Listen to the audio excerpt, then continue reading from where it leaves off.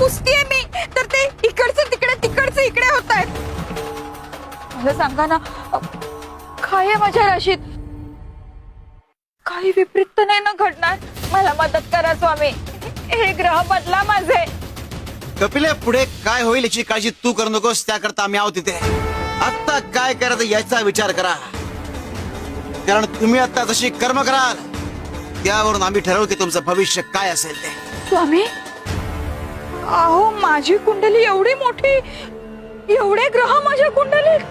तुला काय वाटलं कुंडली तुझ्या एकटीचीच आहे आणि ती बदलते?